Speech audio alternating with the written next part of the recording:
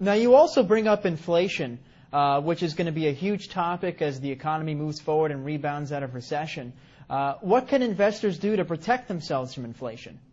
Well, I think to protect yourself from inflation, you should do what the Chinese are doing. Because the U.S., Bernanke and those boys are printing trillions of dollars and not telling us about it. I mean, I think it was Bloomberg that just sued the Fed for, you got to open up your books. They're printing all of this money. You should do what the Chinese are doing. The Chinese are buying commodities. They're buying copper, oil, gold, silver, land. They just did that huge Canadian tar sands deal up in Canada. So that's all I've ever done. If you look at my investment portfolio, I started investing in oil in 1966, real estate in 1973, and I have my own gold mine and my own silver mine. So if you're afraid of inflation, which you should be, I would think silver is the #1 investment today. Silver is a smoking deal. And silver at about $15, $16, $20 an ounce, average Joe can do it. You just cut out your Starbucks for a while and go buy some silver. You're in the game. Silver is one of the biggest things against inflation you'll ever see. Great investment. Are you personally buying silver? Absolutely. I mean, I've been buying it for years, so I just love silver. But I was buying it at $3 an ounce. Today it's about 15. The reason I like silver is this. #1, gold is hoarded. It's just stuffed away. It has no value to it. Silver is an industrial commodity. It means it's used in cell phones, cameras, computers. It's used everywhere. So that means today what's really interesting is that there is more gold on planet Earth than silver. It is fantastic.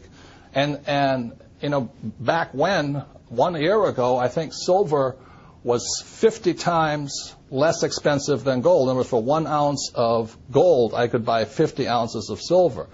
Today, 1 ounce of gold will buy 70 ounces of silver, which means silver is a bargain today. Now, with all the government expansion, inflation looming, taxes running higher, would you say Obama's running the country like a rich dad or a poor dad? Obama? The guys who run the country, I write about this in a book called Conspiracy of the Rich. The people that run the country are Goldman Sachs. Come on, give me a break. And the guys that control Goldman Sachs. It's run by the international banking cartels of the world. The Federal Reserve Bank is not a bank. It is owned by the richest European and some Saudi money in the world. And the Federal Reserve Bank is the one that has caused this crisis. The Federal Reserve Bank was created in 1913. In 1944, there was a Bretton Woods Agreement. 1971, Nixon took the world off the gold standard. And after that, the Federal Reserve Bank controlled the world. And they could flood the world with fiat money. I mean, currency, that's paper. That's all it is. And throughout history, any time a nation has gone to fiat currency, in other words, government-sponsored money, the money has absolutely gone to zero. It has no value. So that's why you see gold fluctuating right now and silver fluctuating right now, oil fluctuating right now. It's because the world, the smart money knows the U.S. dollar is trash. I don't think Obama can do anything because he doesn't control the world. Goldman Sachs does. Robert Kiyosaki, best-selling author, investor, motivational speaker, and inventor, author of the upcoming book, Conspiracy of the Rich. Robert, thank you so much for coming on the program today. Thank you. This has been an interesting experience. Thank you. Signing off, I'm Dan Mandrew for Newsmax TV Money.